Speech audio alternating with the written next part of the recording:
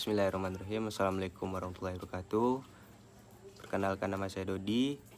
Di sini saya akan menjelaskan materi mikrobiologi laut yang berjudul peran mikroba perairan. Kita masuk di fermentasi hasil perikanan. Proses penguraian senyawa kompleks dalam kurung protein, lemak dalam ikan atau udang menjadi senyawa yang lebih sederhana oleh aktivitas mikroorganisme, terutama enzim yang dihasilkannya. Tujuan yaitu ada 3. Yang pertama, pengawetan, menghasilkan asam, alkohol, atau senyawa antimikroba. Yang kedua, menciptakan cita rasa, aroma, dan tekstur yang khas. Yang ketiga, meningkatkan nilai gizi, terkadang melibatkan mikroba alami dalam kurung dari ikan atau lingkungan atau starter ditambahkan. Yang pertama, fermentasi peda. Definisi: peran adalah produk ikan fermentasi, biasanya ikan gembung, dengan penambahan garam, penggaraman basah atau kering yang difermentasi selama periode tertentu. Proses ini melibatkan 2 tahap utama. Yang pertama, penggaraman, osmosis, dehidrasi parsial. Yang kedua, fermentasi, pematangan atau ripening. Fermentasi peda, bahan baku dan lingkungan. Bahan baku utama, ikan gembung, Rastriller SP, garam, NaCl. Lingkungan fermentasi itu ada 3. Yang pertama, kadar garam tinggi, lingkungan selektif. Yang kedua, awalnya aerobik, kemudian menjadi anaerobik, terutama di bagian dalam tumpukan ikan atau wadah. Yang ketiga, suhu lingkungan tropis. Fermentasi peda, peran garam, yaitu ada 4. Pertama, seleksi mikroba. Hanya mikroba halofik, suka garam, atau haloteran, tahan garam, yang dapat tumbuh. Yang kedua, penghambatan, pembusuk, mencegah pertumbuhan bakteri pembusuk, misal Pseudomonas acinetobacter, yang tidak tahan garam tinggi. Yang ketiga, penarikan air, mengurangi aktivitas air dalam kurung AW, menghambat pertumbuhan mikroba yang tidak diinginkan. Yang keempat, aktivitas enzim, membantu mengaktifasi enzim proteolitik alami dari ikan, autolisis. Mikroba dominan dalam fermentasi peda. Yang pertama, terjadi suksesi mikroba, perubahan komunitas seiring waktu. Yang kedua, dominan bakteri asam laktat dalam kurung BAL, halofilik dan halotoleran.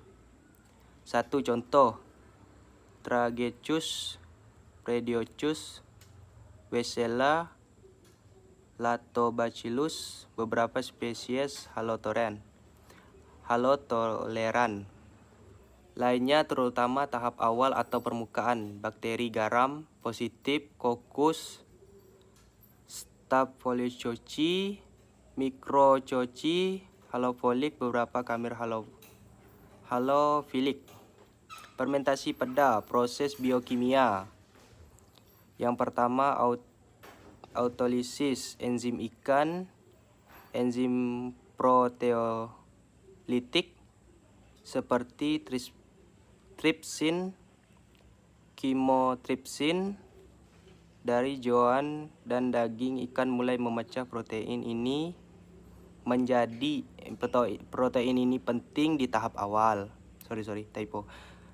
Yang kedua, aktivitas mikroba. Proteolisis mikroba, terutama bakteri, menghasilkan enzim protease ekstraseluler. Yang ketiga protein, peptida, asam amino. Yang keempat hasil, tekstur ikan menjadi lebih lunak, terbentuk prekursor rasa. Fermentasi peda, proses biokimia, aktivitas mikroba, yaitu ada 3. Yang pertama fermentasi karbonhidrat. Jika ada BAL memfermentasi gula, sisa glikogen ikan. Asam laktat menurunkan pH sedikit, berkontribusi pada mengawetkan rasa. Yang kedua lipolisis, sedikit pemecahan lemak oleh lipase dari ikan atau mikroba. Asam lemak bebas berkontribusi pada aroma. Yang ketiga produksi senyawa aroma, pembentukan senyawa volatil ester aldehida keton dari pemecahan asam amino dan lemak. Fermentasi hasil akhir. Yang pertama tekstur, lebih lunak akibat proteolisis. Yang kedua aroma dan rasa, khas peda gurih (umami) dari asam amino SPT, glutamat, sedikit asam asin. Yang ketiga pengawetan kombinasi garam tinggi dan sedikit penurunan pH oleh BAL. Peralihan dari ikan ke udang. Kita telah melihat fermentasi ikan pada yang dinominasikan penggaraman dan proteolisis. Yang kedua, sekarang kita beralih ke produk berbasis udang atau rebon yang prosesnya sangat berbeda, terasi. Yang kedua, fermentasi terasi. Definisi terasi atau belacan adalah produk fermentasi berbentuk pasta dibuat dari udang kecil, rebon, asetes, SP atau ikan kecil melalui proses penggaraman, penjemuran, dan fermentasi pemeraman. Yang warna bervariasi merah muda, coklat, ungu, tergantung bahan baku dan proses. Fermentasi terasi, bahan baku proses, bahan baku rebon, asetes SP atau udang atau ikan kecil, garam (NaCl). Proses umum, yang pertama pencampuran rebon plus garam. Yang kedua penjemuran, dehidrasi faisal mengurangi AW. Yang ketiga pembukaan dan penglilingan.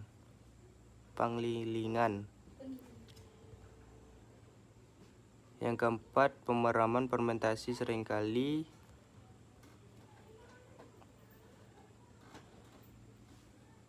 anea dibungkus dan didapatkan bisa berulang, tumbuh peran. Fermentasi terasi, lingkungan fermentasi. Yang pertama kadar garam tinggi, tapi mungkin sedikit lebih rendah daripada, tergantung jenis terasi. Fermentasi terasi, lingkungan fermentasi. Kadar garam tinggi, tapi mungkin sedikit lebih rendah daripada, tergantung jenis terasi. AW (aktivitas air) relatif rendah karena penjemuran. pH cenderung netral atau basa. Alkalis ini berbeda dari fermentasi asam seperti yogurt atau peda yang sedikit asam. Yang ketiga, kondisi pemeraman, umumnya anaerobik. Mikroba dominan dalam fermentasi terasi. Karena kondisi garam tinggi, pH netral, basa, mikroba yang dominan berbeda dari peda. Dominan bakteri halofilik dan halotoleran yang alkafilik, suka basa atau alkatoleran. Contoh, yang pertama Bacillus sp, sangat umum, misalnya B.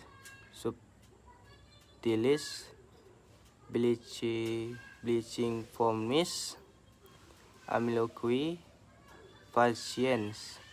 Yang kedua bakteri lokus garam positif, misal Staphylococcus halophilic. Yang ketiga terkadang ditemukan BAL, misal Tetragoccus, tetapi perannya mungkin tidak sedominan di peda. Fermentasi terasi, proses biokimia 1. Proteolis kuat, ini adalah kunci fermentasi terasi. Enzim proteasia terutama dari Bacillus sp sangat aktif pada pH netral atau basa. Protein dari rebon, peptida, asam amino sangat banyak. Penting terjadi deaminasi asam amino, pembuangan gugus amino menghasilkan amonia NH3. Produk amonia inilah yang menyebabkan kenaikan pH menjadi basa. Fermentasi terasi biokimia 2. Produksi senyawa aroma rasa. Yang pertama amonia NH3 memberi aroma tajam khas terasi asam amino, terutama asam glutamat memberikan rasa umami gurih yang kuat. Yang ketiga, senyawa volatil lain, hasil pemecahan asam amino dan lemak oleh lipase dan mikroba, senyawa sulfur, ester, dan lain-lain. Berkontribusi pada kompleksitas aroma. Yang keempat, pigmen, reaksi Maillard saat penjemuran atau pemasukan, dan pigmen astaxanthin dari udang berkontribusi pada warna. Fermentasi terasi hasil air. Yang pertama tekstur, pasta padat hasil penumbukan dan dehidrasi. Yang kedua aroma tajam, menyengat khas anomia tapi juga gurih. Yang ketiga rasa, sangat gurih, umami tinggi, asin. Yang keempat pengawetan kombinasi garam tinggi, AW rendah, dan pH tinggi. Basa, lingkungan ekstrim yang menghambat banyak mikroba pembusuk. Perbandingan kunci, peda pH terasi, fitur, bahan baku utama, proses kunci, mikroba dominan, perubahan pH, produk utama, rasa khas. Fermentasi beda, ikan gembung, penggaraman pematangan, BAL haloteran Tetragoccus cenderung stabil atau sedikit turun asam. Asam laknat, sedikit asam amino, asin sedikit, asam gurih. Fermentasi terasi, rebon atau udang kecil, penggaraman, penjemuran, pemeraman bakteri halotoleran, alkafilik, Bacillus sp cenderung naik menjadi basa atau alkalis.